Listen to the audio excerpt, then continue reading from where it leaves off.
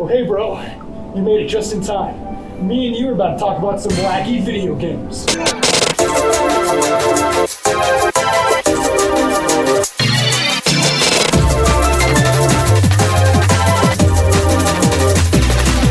Yeah, fish talking about video games.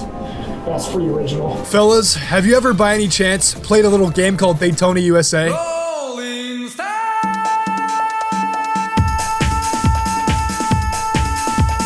It's only the fire racing game developed by none other than the king of drip himself, Toshihiro Nagoshi. Yeah, that's right, the Yakuza man. On top of that Tokyo drift it's got going on, Daytona USA has some of the sexiest tunes this side of planet Earth. I remember buying this game in my local game store, popping it in and getting blasted with this. Then I actually played a course and it hits you with that.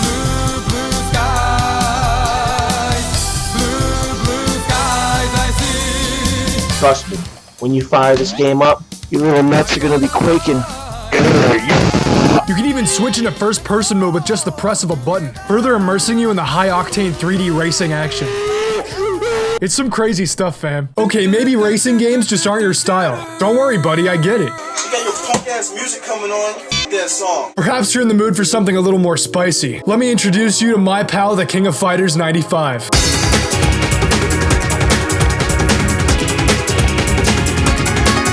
Okay, who wouldn't want to give this boy a high five? Enter intense 3-on-3 matches with only the hottest selection of characters. Before they started looking like my middle school Naruto OCs. You got my main man Kyo with his fire fist, Iori with his questionable yet fashionable pants, my girl King, and of course that dude from Smash Bros. Do I even gotta say anything about these backgrounds? They just emanate style and atmosphere, with an attention to detail shared by a ton of other fighting games released around its time. And these animations though, so fluid, so artsy. But if you're into that artsy shit, don't worry because Papa Fish has got you covered. Gaze into the fan-translated Hideo Kojima classic Police Knots. I love this game's art so much, I even got it on my current YouTube banner. To tell you the truth, I haven't finished this game yet, but its noir style and vaporwave-ass stills have made a deep impression on me. The same can be said of other games like Devil Summoner Soul Hackers, with its glowing futuristic cityscapes and sleek-as-hell character designs, done by the talented Kazuma Kaneko and Shigenori Soejima. But what do all these bangers have in common? Yeah, that's right. They're all home to this little guy. Say hello to my homie, the Sega Saturn.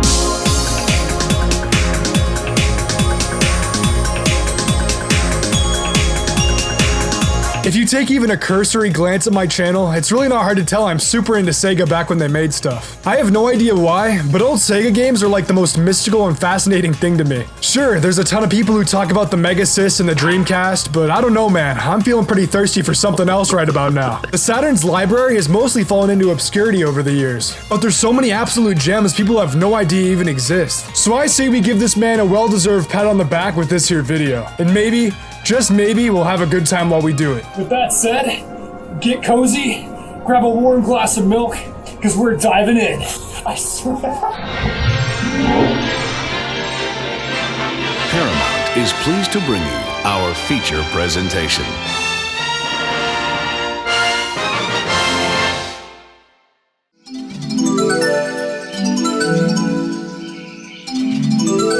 Back when they were still making consoles, the Big S would just let a whole host of ambitious and experimental titles loose onto their platforms. They took any and all risks just to stay in business, always willing to greenlight some of the most eccentric stuff. Excuse me. Yes? I'm looking for someone who knows about Chinese people. I mean, it sucks this approach didn't exactly work out for them in the long run, but it's how we got stuff like Seaman, Jet Set Radio, and of course, this game right here. Before Sonic Team was forever sent away to the Sega gulags to create some of the most traumatizing shit I've ever seen in my life, they were a studio that was constantly pushing the boundaries of what a video game could be, focused on creating uniquely crafted experiences that were like nothing else on the market. It was in this era of Sonic Team that a little smug bitch by the name of Yuji Naka, along with his pals, decided to drop a little-known classic called Nights into Dreams. In the night, Okay, gamers. Yeah, what's up? I was playing CSGO. Here's the scoop. You play as Knights, this purple jester who's gotta go through the dreams of these two anime children, Elliot and Claris. You gotta gather as much energy as you can in each stage so you can eventually fight the wise man and save the world. He's a big monster with hands. While the controls take some getting used to, zipping through these colorful and creative stages like a madman feels so exhilarating. Each stage has you under a time limit, where your only real objective is to take out these cages and rack up as many points as you can. It's pure monkey brain arcade action that encourages you to keep replaying until you've reached maximum efficiency, getting the big ass scores and looking cool while doing it. I mean, even Steven Spielberg likes this game, bro. If that's not a testament to its quality, I don't know what is. Hold up, I'm gonna start playing it right now. Making Knights even more addicting is the game's insanely gratifying sound effects. Just take a listen, buddy.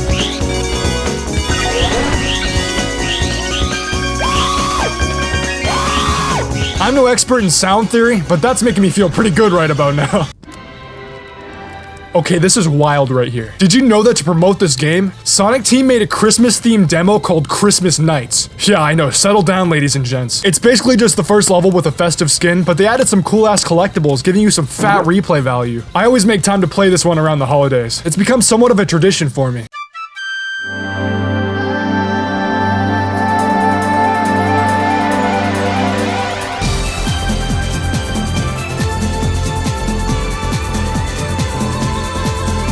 I know what you're thinking, so hush that pretty little face right now. Where is the blue rat? Well, you see, that's a bit of a loaded question right there.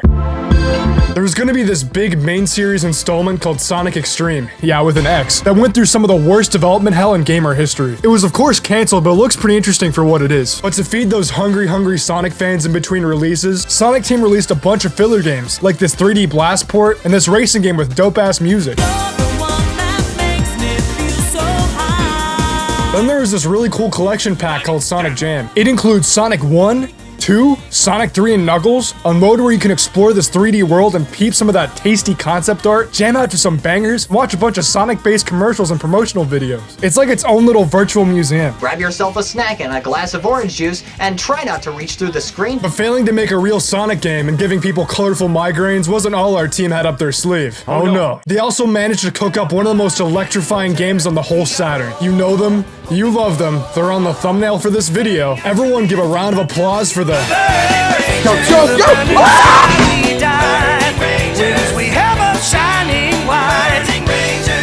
One day I was listening to bad SoundCloud rappers on my phone, when for some ungodly reason it auto-played this song, and immediately I was hooked. I found out it came from a somewhat obscure game called Burning Rangers, where a bunch of 90s anime characters put out fires in space with laser guns. I ended up actually playing it, and was absolutely blown away that it was even a Sega Saturn game. You choose from 2 playable characters, going from area to area putting out fires and rescuing civilians. All the while you got your team helping you every step of the way. At any point in the stage, you can hit a button to contact your navigator and hear entirely voiced dialogue that helps you find your way around. This is like Metal Gear Solid a whole 6 months before it was released. What is it, Colonel?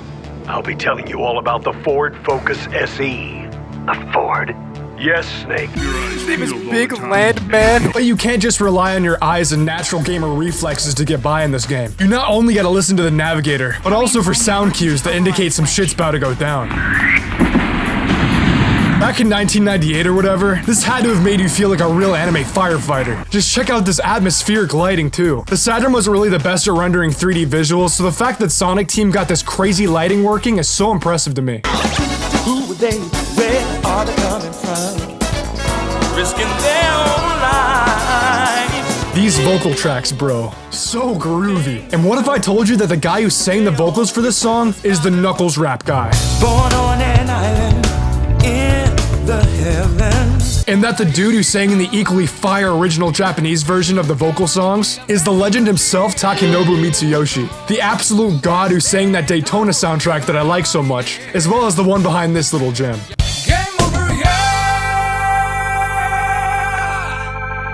It's honestly really lame to rely on SoundCloud's autoplay to show this game to me. While it's not completely unknown, the fact it's never been ported to anything probably contributes to why nobody knows it exists. So I guess if you're gonna take anything away from this video, it's that we need to get Sega to port this game to modern hardware ASAP. But you know, in a polite and mature way, not in a pathetic Persona 5 for Switch port begging kind of way. Anyways, yeah, I have a crush on this game and I hope it takes me out to dinner. That だけの未来を Alright,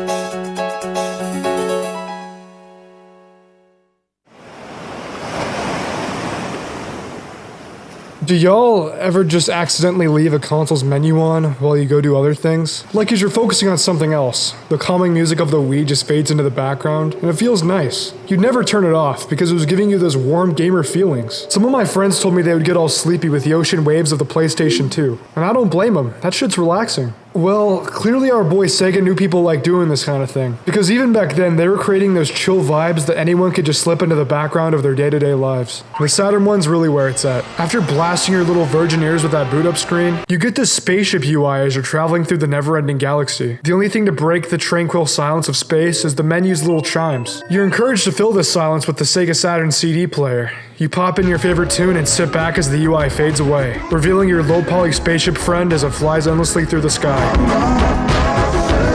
I know this stuff might be a little too sentimental for a blocky-ass spaceship over a space JPEG, but I don't know, bro. It makes me feel emotions, and at the end of the day, that's what these wacky games are all about.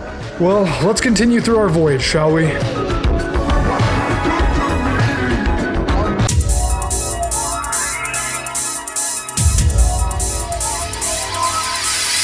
A couple months back, your boy Fish bought a mysterious package with a bunch of Japanese Sega Saturn imports. But you might be wondering, why would Papa Fish, in all of his wisdom, buy a bunch of games you can't even read? It's because my cheap ass isn't gonna spend 100 clams to play D in English. If you know anything about Sega Saturn collecting, you know that Western Saturn games are notoriously expensive. The console didn't really sell too well outside of Japan, as you might imagine, and you got all these yee-ass collectors hoarding all that good shit. So if you actually want to play games on your Saturn, you gotta resort to importing them from this little island we all know and love.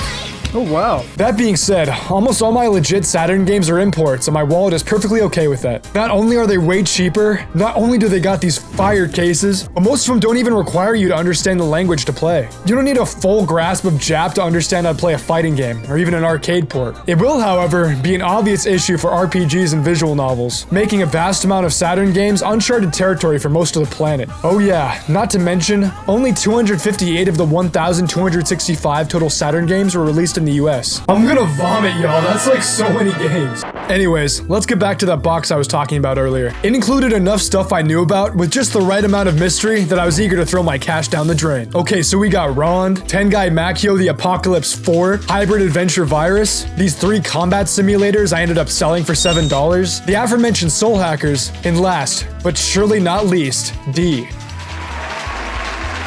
Originally, this video is just gonna be about these imports, but after realizing that was a terrible idea, I switched the topic to be about the Sega Saturn in general. Basically, all of these are JRPGs and visual novels that I thought had cool art direction. In other words, they're cool to look at, but not very fun for me to play. So at the very least, I wanted to spread some awareness for these games so they might actually get a translation patch in the future. Let's just jump right into a few of these. Shadow Basketball. Have y'all ever heard of Majin Tensei? It was a series of Japan-only strategy RPGs by the cute boys and girls over at Atlas, mainly remembered for being a spin-off of the Megaten series, as well as having some banger tunes.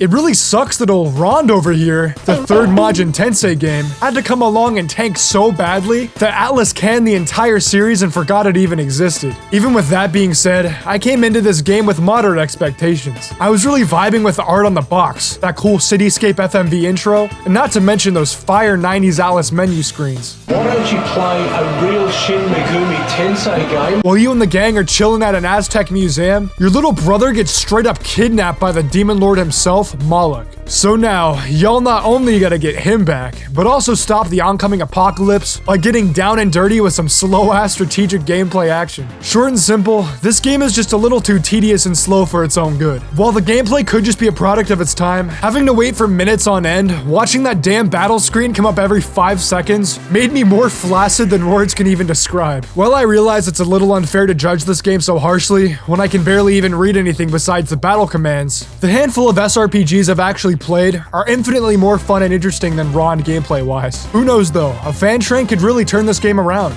Maybe there's some hidden mechanics I totally didn't pick up on. It's very unlikely, but if it does get a translation patch, it would not only be really funny, but I would also replay it. You can hold me to that right there. And that's a promise. That's a promise, folks. I will say though, I really like how this game looks. I was pretty hyped to find out what this game even was. When I searched Hybrid Adventure Virus up on YouTube, I got practically nothing, so there was already a fat air of mystery surrounding it. Admittedly, I was a little horrified to find out that it was a full-on point-and-click adventure game, and that no scripts or anything exist online for it. You know what that means, y'all. I popped it in, hit random buttons for about an hour, then got frustrated and turned it off. For what it's worth though, I was seriously digging the 90s anime aesthetic and really wanted to push on as much as I could. It's all hand-drawn stuff by Studio Madhouse, coupled with these sexy pre-renders and FMV anime clips. After conducting some extensive research, I found out Virus was a whole multimedia franchise. It even has its own anime adaptation called Virus Buster Surge, directed by this dude named Masami Obari, an infamous little man known for his very distinct style. The show itself is boring and convoluted as hell, but I think I caught just enough of it to understand the story before I completely checked out. It takes place in the city of Neo, Hong Kong in the year 2097, where this anime boy named Surge joins these horny Power Rangers to fight rampaging machines infected with some robo-virus. Even though its plot sounds like some shitty dorkly anime parody, I'm seriously a fan of this game's vibe. And even if the Virus series had a pretty negative reception online, I would still be really interested to play it in English one day. But considering how unknown it is, that may never be a possibility. Maybe I'll just learn Japanese on Rosetta Stone. I've had so much sex with my body pillow that it stands on its own now.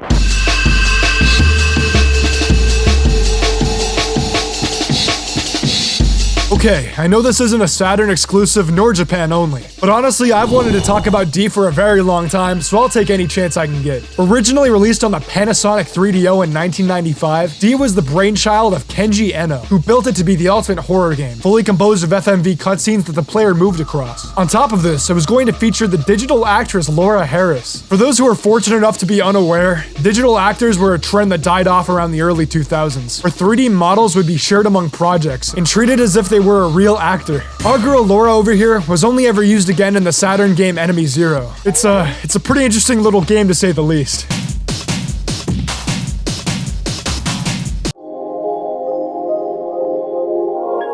Okay, so let me set the stage here. Laura's father is a well-respected doctor, until one day, he completely goes apeshit and goes on a mass murdering spree, barricading himself inside the very hospital he works at. That's when our beautiful heroine Laura decides to investigate, and the entire hospital anamorphs into a medieval castle. Now you gotta solve a bunch of cryptic-ass puzzles so you can eventually find Pops and find out what's going on.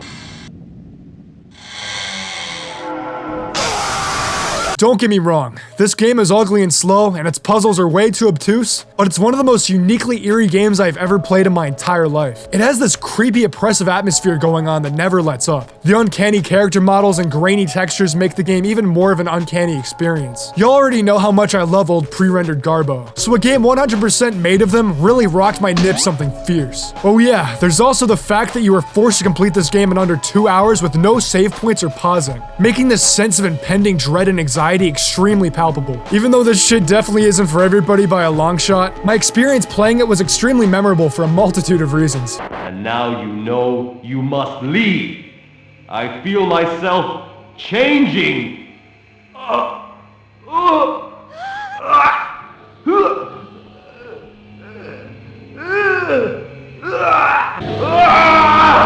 If I'm being honest, I have a ton of respect for Eno and his team for making something so unique and out of left field. Rest in peace, my guy. Moving away from the actual game a bit, I wanted to talk about this weird thing that came in the box. So there's this weird black folder, and I didn't know what it was, but then I actually took a look.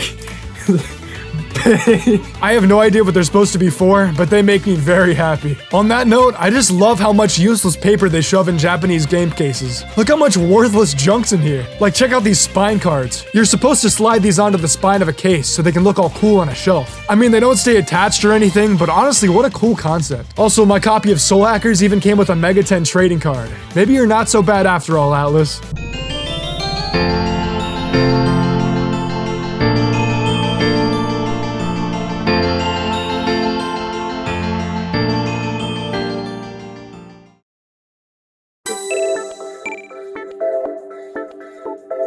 This might come as a shock to some of you, but this dude right here actually had his own magazine. Based in the UK and published from 1995 to 1998, the official Sega Saturn magazine gave thirsty gamers the inside scoop for all the hottest Sega games. Much like its contemporaries, it included developer interviews, a Q&A section, game reviews, tips and tricks, and sometimes even those juicy demo discs. I have no idea why, but I really get a kick out of flipping through these. So why don't we take a little time to peep some highlights of a discontinued magazine together. Just a good old bonding experience with your boy Fish.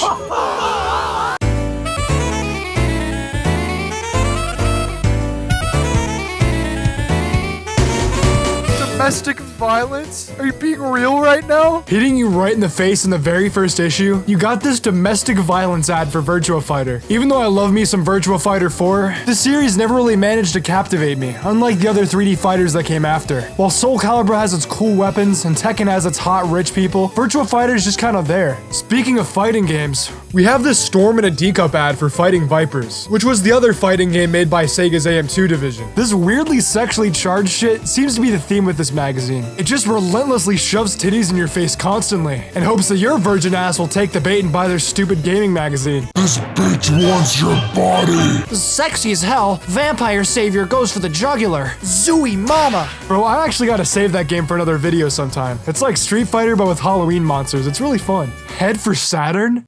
Yeah, that sounds like an equal trade-off. Check out this Sonic Jam ad. How do you spot a Sonic fanatic? Just look for the gold rings. I don't know, fam. When I hear the word Sonic fanatic, I don't think of a kid with gold piercings. I think of confident giga-chads with massive wieners, boasting an intellect far beyond the likes of normal people. Why have I beaten all the other ones, huh?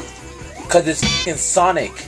I passed that shit when I was 12. Strangely enough, this magazine heavily advertises a ton of Japan-only games, as well as other stuff that ended up being cancelled. Take issue 34, for example, where it puts the Japan-exclusive Castlevania X Saturn port right on the front cover. Even though it has some really weird slowdown at seemingly random points, it makes Maria Renard playable and adds some fire new areas to the already huge map. Kinda sucks we never got it over here. Castlevania X has been ported over from the PlayStation, received a host of new features, and is in your local import shop right now. Think about that for a second. This magazine knew how little games were actually localized for the Saturn, so they implored the readers to resort to importing them. Sounds a little bit like this video if you ask me. If you'll let me indulge in my sick kicks a little longer, just take a look at this page. It's coming, Resident Evil 2. As many of y'all probably know, Resident Evil 2 never came out on the Saturn at all, much less the UK, which was speculated here. I think the port was nearing completion before the plug was pulled on its release for whatever reason. Damn, the Saturn couldn't even get the PS1 sloppy seconds. That's just sad. Same goes for this Heart of Darkness ad. A prototype of the Saturn port was leaked recently, but it never actually ended up coming out.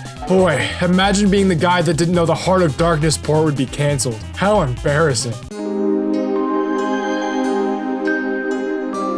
This magazine had a good run, ending at its 37th issue. You could say a lot about it, but you really can't deny the official Sega Saturn magazine was out here living its best life. Hope y'all enjoyed that little adventure. Now let's get back to talking about those cool video games.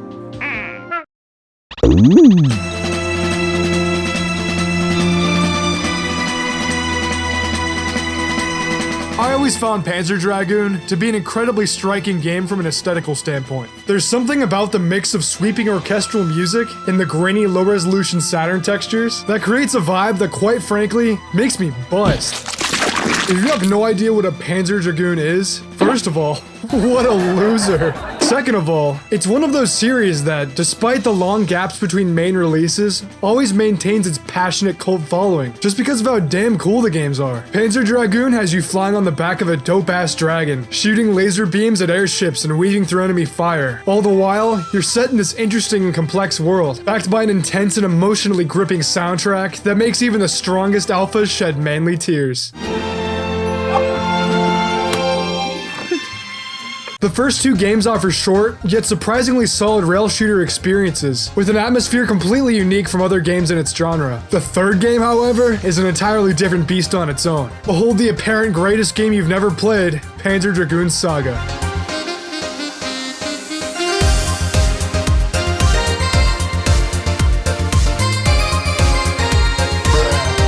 In a massive story spanning around 15 hours across 4 of those fat compact discs, Sega ditches the rail shooter playstyle of the past 2 games in favor of a JRPG experience, complete with an all-new battle system with towns and dungeons to explore. The world and lore of the Panzer Dragoon series is so thematically dense and fascinating, so allowing the player to hang out and get cozy in this world instead of just flying over it in a short campaign allowed the devs to really flex their creative muscles, expanding on ideas and concepts they couldn't before. For all this and more, everyone who's played it holds it in very high regard. You see, all this is insane, right? But alas, my goofy goobers, I'm not really here to talk about the game itself, rather how impossible it is to play it in the current year. To put it simply, Panzer Dragoon Saga is the holy grail for collectors. Having released in very limited quantities when it came out, a PAL or NTSC copy fetches for around 700 to over 1,000 big green big ones. While the Japanese version is cheaper, of course, it's hardly worth playing if you can't read any of the text. I mean, it's an RPG after all. But fish, you little beta bitch, you might be saying. Why don't you just emulate the game then? It's not like there's anything stopping you. Oh, I wish I could be that naive, dear viewer. You see, emulation for the Saturn even to this day is extremely hit or miss. Because of how wacky the console's architecture is, getting one to run smoothly without any hiccups on a modern machine is no easy task. Even then, the copy protection on Saturn discs can be really weird, making it hard in its own right to even extract data from them. And what do you know? Most ROMs you can find of this game online are broken or glitchy. But just as I was giving up on hope that I would ever play this game, our friendly neighborhood Spider-Man swooped in and saved the day.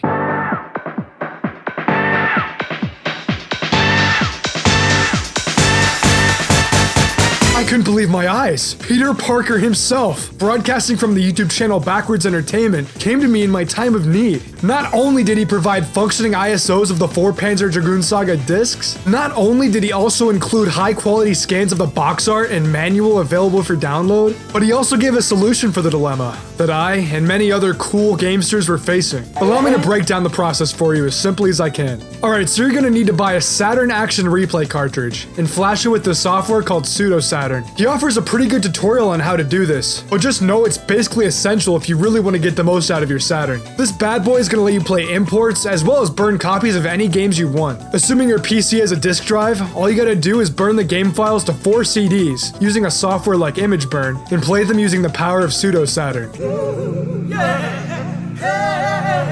While I understand this all sounds kind of technical and a little overwhelming at first, I feel like it's incredibly worth it if it means preserving and experiencing a game that may or may not ever get a re-release. There really lies one of the big reasons I wanted to make this video in the first place. Because of how whack Saturn emulation can be, so many games are just chained down to this thing. So we gotta preserve this stuff in any way we can, fam. As for Panzer Dragoon Saga, I'll get back to you when I have 4 blank CDs lying around. Sorry guys, where do you think I live? The CD store? Anyways, go give Backwards Entertainment some love. He makes some good shit. If you're watching this, Spidey, I salute you.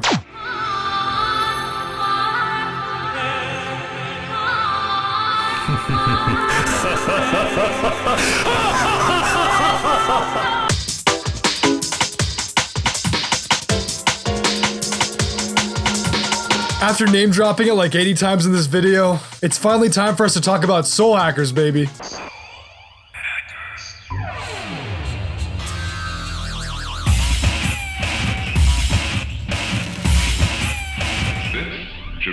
In case you don't look like this and you have no idea what this game is, it's from yet another Megami Tensei spin-off, that being the Devil Summoner series, known for containing some of the most unique and stylish games Atlas has ever made. Even though Soul Hackers actually has an official translation on the 3DS that I wholeheartedly recommend, I had no problem buying it again in unreadable form. If that doesn't tell you how much I'm down with this game, I don't know what will. Soul Hackers tells the story of the Spookies, a gang of cool hacker boys living in the technologically advanced, cyber-chase-looking ass of Mommy City. They get roped into all this crazy demonic shenanigans relating to a newly created virtual world called Paradigm X. Even before I played this game, I was so captivated by the cyberpunk vibes and how cool all the characters looked. Cosmeconica was a legend as usual, out here creating those distinct designs I want to hang on my wall. Those designs were adapted into in-game artwork by Persona's future character designer, Shigenori Soejima. What can be said about these two talented good boys that hasn't been said before? Bringing everything together and just pulling you into the world are those catchy tunes. It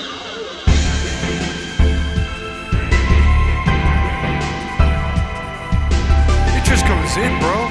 And if you're into that, just wait till you hear those battle themes, pumping so much adrenaline and excitement into every choice you make. While the combat isn't nearly as insane as the press-turn action of the later games, it's still a great time as far as turn-based battle systems go. I really want to save a lot of my specific thoughts for a later video that would really do this game justice. If you're a fan of the Persona series and want to break into some other Mega 10 spin-offs, I would give this one a shot. Kinda wish the Saturn fan train for this game was completed though. Playing the game on a TV would be a far more cozy experience. But hey, it got translated at all, so I'm not complaining. So real, the way you make me feel in your... While I don't have a ton to say about this game or anything, for reasons that should be obvious at this point, it sort of sent me down a rabbit hole that made me discover a really interesting series I didn't even know about. Tengai Makio, also known as Far East of Eden, has evaded our greasy English-speaking hands for long enough. It's had a few fan translation patches in the past, thankfully, but I'm sorry to say, we're really cooked for this one, guys. Apocalypse 4 takes place in a fictional anime-ass version of 1890s United States, where you go all around the country fighting monsters with an eclectic cast of American stereotypes. Clyde Mandolin, the legend himself who gave us the English version of Mother 3, did a live translation of this game. I mean, that's great and all, but I gotta dig into this game myself, really get my hands dirty. I admit I don't know too much about it, but I feel like this could really be a total cult classic just hiding under our nose. If any of you freaky deaky translators are out there watching this, you magnificent bastards, please, I'm begging you to use your talents for this game right here. I found something that I know for a fact would slap hard, but I can't even read it. 1893, New Orleans. We did it, campers. I talked about all these games. I keep talking about how much I want stuff to be translated, and rightfully so, but I feel like it's important to show y'all a recent success story.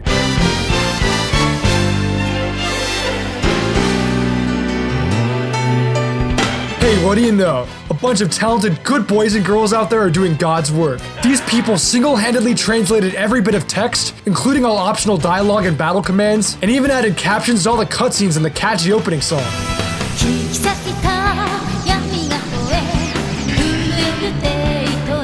Sakura Wars was a huge series in Japan that only recently we've been able to play with that remake that just came out. It's a cross between a dating sim and a battle mech strategy RPG, where you step into the shoes of this pathetic little harem boy, the leader of an all-woman secret military force that fights demons in the Taisho period. It's got the cool borders, the 90s-ass character designs, and a really comfy soundtrack to go with it. Sakura Wars has a really cozy vibe that makes me a very happy camper. To be honest, I'm not really much of a fan of the dating sim anime bullshit, or how one of the romanceable characters is a small French child. But even with that in mind, this game is a really chill little experience, boasting some really cool talking-based mechanics that force you to make on-the-fly decisions. The combat bits are simple to get a grasp of, but engaging all the same with their meters and cool AoE special attacks. I'd say you should give it a try. The team did an awesome job with this. I mean, they translated a text-heavy mech battle dating sim. They deserve only the fattest pat on the back.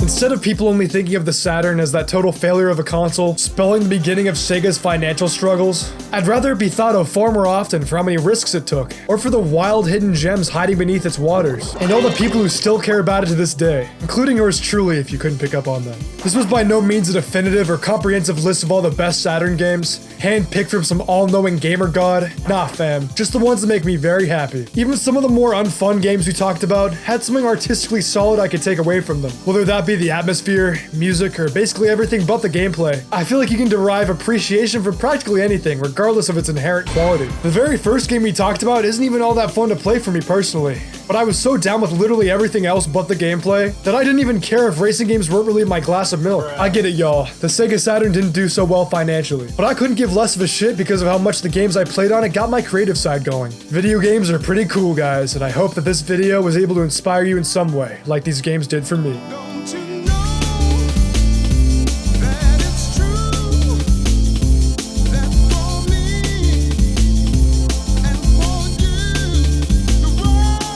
Thank you, pals, and I hope you have a fantastic rest of your day, because you deserve it.